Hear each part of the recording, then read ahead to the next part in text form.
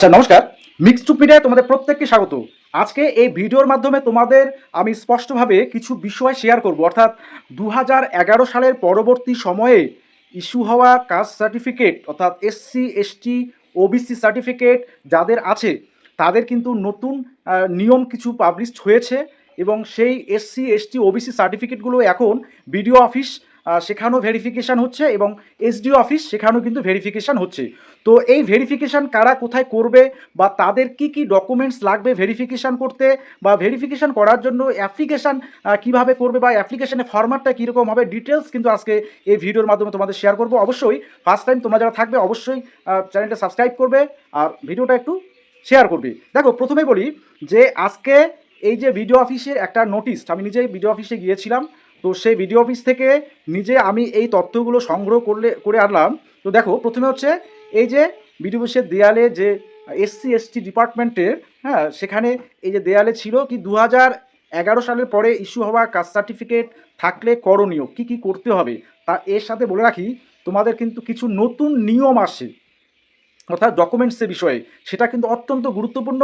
সেটা আমি যারা ভেরিফিকেশান সেই রুমে ছিলেন এসসি এসটি ওবিসি সেলে, তো সেখানে উনি যেটা জানালেন সেটাও আমি কিন্তু তোমাদের এই ভিডিওর মাধ্যমে শেয়ার করবো। যাই হোক, দেখো প্রথমে কি করণীয় বলছে, যাদের অনলাইন সার্টিফিকেট তারা সরাসরি পুনর্যাচাইয়ের জন্য বা রিভেরিফিকেশনের জন্য প্রয়োজনীয় ডকুমেন্টস নিয়ে বিডিও অফিসে আসতে পারেন, এবং যারা গ্রামীণ এলাকার জন্য, অর্থাৎ গ্রামীণ এলাকায় যারা বসবাস করেন আর পৌরসভা এলাকায় যারা বসবাস করেন তাদের জন্য এসডিও অফিসে যেতে পারেন, আচ্ছা জমা দেবেন বা জমা দিতে পারেন।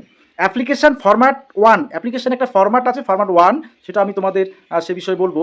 সেই অনুযায়ী আবেদনপত্র ডকুমেন্টস দিতে হবে। এটা কিন্তু বিডিও অফিস থেকে আমি নিজেই সংগ্রহ করে এনেছি। ওকে, আচ্ছা এবার দেখো সেকেন্ড বলছে কি, যাদের ম্যানুয়াল বা হাতে লেখা সার্টিফিকেট বা সেটা ডিজিটাল নাম্বার আছে তারা পুনঃযাচাই যদি বা রিভেরিফিকেশনের জন্য প্রয়োজনীয় ডকুমেন্টস নিয়ে বিডিও অফিসে অর্থাৎ গ্রামীণ এলাকার জন্য আর এসডিও অফিসে যাবেন পৌরসভার এলাকায় যারা বসবাস করেন, তো সেখানে গিয়ে জমা দেবেন। অবশ্যই অ্যাপ্লিকেশন ফরম্যাট 2 একটা রয়েছে, সেই অনুযায়ী আবেদনপত্র আর ডকুমেন্টসগুলো দিতে হবে। ওকে, আচ্ছা তাহলে এটা গেল। থার্ড বলছে, যাদের ম্যানুয়াল বা হাতে লেখা সার্টিফিকেট কিন্তু ডিজিটাল নম্বর নেই তারা প্রথমে ডিজিটাল নাম্বারের জন্য অবশ্যই ফর্ম ফিল আপ করে তারপরে পুনঃযাচাইয়ের জন্য প্রয়োজনীয় ডকুমেন্টস নিয়ে বিডিও অফিসে বা এসডিও অফিসে সেখানে গিয়ে জমা দেবেন ডকুমেন্টস সহকারে। ওকে, অবশ্যই অ্যাপ্লিকেশন ফরম্যাট 2 অনুযায়ী আবেদনপত্র বা ডকুমেন্টস দিতে হবে। ওকে, এবার এই অ্যাপ্লিকেশন ফরম্যাট 1 ফরম্যাট 2 এগুলো কোথায় পাবে সেটাও আমি ডিটেলস তোমাদের বলছি। আচ্ছা এরপরে দেখো, যাদের অনলাইন সার্টিফিকেট 2020 এর পরে ইস্যু করা কিন্তু সার্টিফিকেট হাতে এখনও পাননি, হ্যাঁ তারা অ্যাপ্লিকেশান নাম্বার এর স্ট্যাটাস এর কাগজ সহ বাতিল করার জন্য প্রয়োজনীয় ডকুমেন্টস নিয়ে বিডিও অফিস বা গ্রামীণ এলাকার জন্য এসডিও অফিস পৌর এলাকার জন্য জমা দেবেন। অবশ্যই অ্যাপ্লিকেশান ফরম্যাট 3 অনুযায়ী আবেদনপত্র ডকুমেন্টস তাদের জমা দিতে হবে। তাহলে কি বলছে যে যাদের অনলাইন সার্টিফিকেট 2020 অর্থাৎ অনলাইন অ্যাপ্লিকেশান 2020 পরবর্তী সময়ে করা হয়েছে কিন্তু সার্টিফিকেটটা অনলাইন সার্টিফিকেটটা অর্থাৎ ডিজিটাল সার্টিফিকেটটা হাতে পাননি এখনও, তাদের ক্ষেত্রে কিন্তু এই নোটিফিকেশানটা বা এই তোমাদের যেটা করণীয় সেটা। ওকে, আচ্ছা এখানে কিছু নোটস দেওয়া আছে সেটাও আমি বলে দিচ্ছি যে 2011 সালের পরে ইস্যু হওয়া এসসি সার্টিফিকেট ডিজিটাল করার জন্য জমা করলে নতুন কম্পিউটারাইজ সার্টিফিকেট পাবেন। এক্ষেত্রে পুরনো সার্টিফিকেট জমা করতে হবে, সেটা প্রত্যেকেই জানে। বিডিও অফিসে বা এসডিও অফিসে গ্রামীণ এলাকার জন্য বিডিও অফিসে, পৌরসভা এলাকার জন্য এসডিও অফিসে জমা দিতে হবে। অরিজিনাল সেই ম্যানুয়াল এসসি সার্টিফিকেটটা জমা দিতে হয়। আচ্ছা ওবিসির ক্ষেত্রে ম্যানুয়াল সার্টিফিকেট ডিজিটাল করার জন্য জমা করলে নতুন কম্পিউটারাইজ সার্টিফিকেট পাবেন না, শুধু ডিজিটাল নাম্বারটি পাবেন। অর্থাৎ যাদের ওবিসি তারা কিন্তু যে ম্যানুয়াল সার্টিফিকেট তারা ডিজিটাল যদি করেন সেক্ষেত্রে নতুন যে ডিজিটাল সার্টিফিকেট করার জন্য সেখানে ম্যানুয়াল সার্টিফিকেটটা জমা করেন, সেক্ষেত্রে কম্পিউটারাইজ সার্টিফিকেটটা পাবেন না, শুধু ডিজিটাল নাম্বারটি পাবেন। পরিবর্তে প্রয়োজন অনুযায়ী সে ডিজিটাল নাম্বার দিয়ে স্টেট এনসিএল বা সেন্ট্রাল এনসিএল এর জন্য আবেদন করবেন বা আবেদন করতে পারবেন। ঠিক আছে, আচ্ছা এটা কিন্তু একদম সরকারি নোটিফিকেশান বিডিও অফিসের। আচ্ছা এবার 3 নাম্বার দেখো নোট কি বলছে, 2011 সালের আগে ইস্যু হওয়া এসসি সার্টিফিকেট ডিজিটাল যারা করবেন অবশ্যই এসডি অফিসে সরাসরি জমা করতে হবে। ঠিক আছে, 2011 আগে ইস্যু হওয়া নির্ধারিত দরখাস্তের সাথে প্রয়োজনীয় ডকুমেন্ট সহ জমা করলে নতুন কম্পিউটার সার্টিফিকেট পাবে। এক্ষেত্রে পুরনো সার্টিফিকেটটি জমা করতে হবে। আর এটা যে এসসি এসটি সার্টিফিকেট যদি আমরা ম্যানুয়ালটা ডিজিটাল করতে চাই অবশ্যই কিন্তু অনলাইন অ্যাপ্লাই করে সেই সার্টিফিকেট অরিজিনাল সহ কিন্তু জমা করতে হয়, তারপরে ডিজিটাল সার্টিফিকেটটা পাওয়া যায়। আচ্ছা এবার এই যে ফরম্যাটের বিষয়গুলো রয়েছে দেখো বিডিও অফিসের যে বিষয়টা ছিল, এই যে এখানে সেই বিষয়গুলো আবার লেখা আছে, দরখাস্তের ফরম্যাট অর্থাৎ অ্যাপ্লিকেশানের যে ফরম্যাটটা এবং প্রয়োজনীয় ডকুমেন্টস লিস্ট সেটা দেখার জন্য, এই ডাউনলোড করার জন্য নিচের কিউআর কোডগুলো স্ক্যান করতে পারেন। তোমরা যারা আছো অবশ্যই এই কিউআর কোডগুলো যদি স্ক্যান করতে করো তাহলে কিন্তু ডিটেলসটা তোমরা পাবে।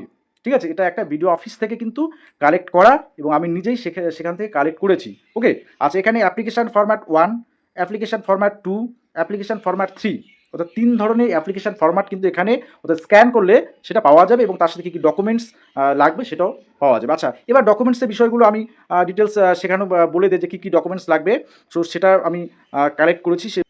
তার সাথে বলছে documents required for reverification of issued SC certificate since 2021, application for reverification in stipulated format.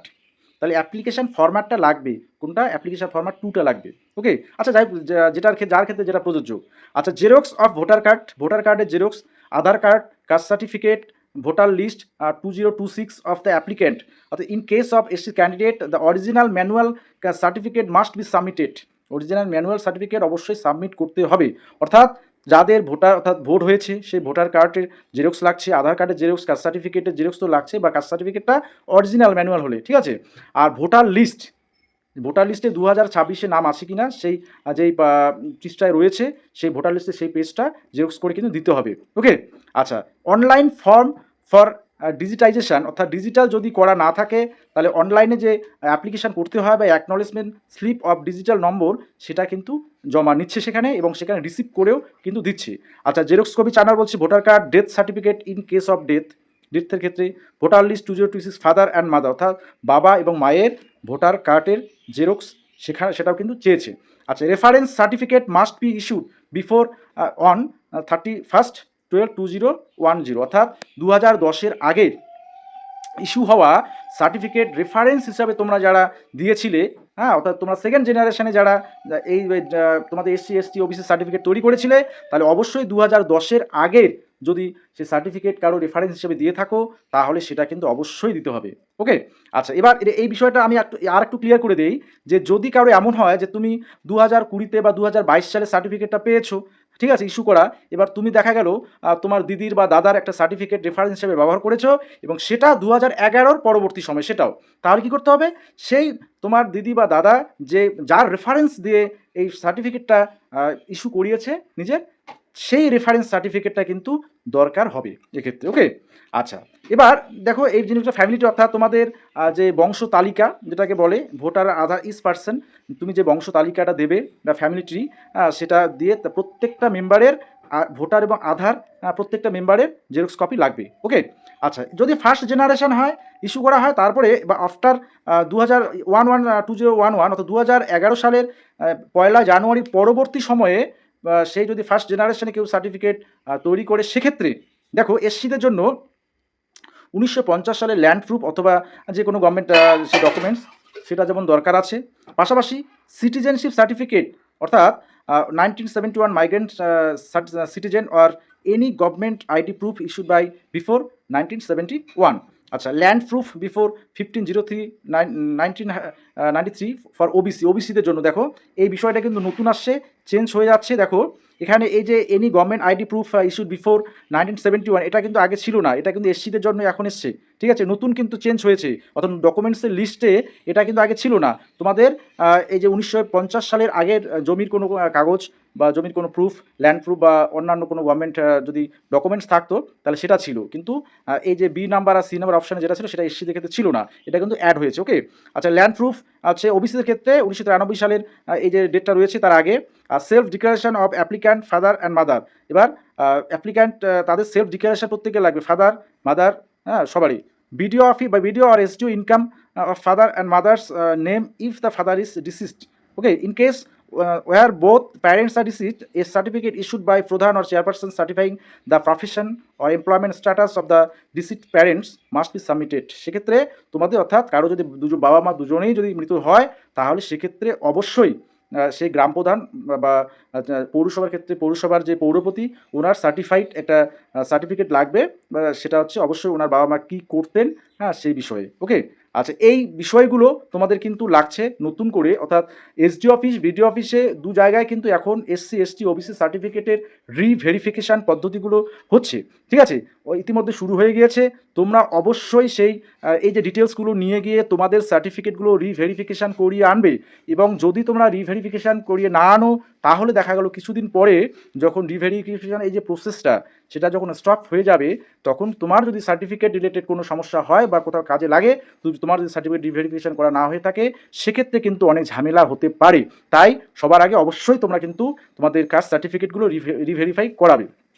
গ্রামীণ এলাকায় যারা থাকো তারা বিডিও অফিসে যাবে, আর পৌরসভা এলাকায় যারা থাকো অবশ্যই এসডিও অফিসে তোমরা গিয়ে রিভেরিফিকেশন করতে পারো। ওকে, আর কলকাতার ক্ষেত্রে যে ইস্যুইং অথরিটি যারা আছেন সেখানে যেতে হবে। যাই হোক, এই নোটিফিকেশান বা এই তথ্যগুলো আমি বিডিও অফিসে থেকে পেলাম, তাই তোমাদের এই ভিডিওর মাধ্যমে জানালাম। অবশ্যই কোনো কোয়ারিজ থাকলে অবশ্যই কমেন্ট বক্সে কমেন্ট করে জানাবে।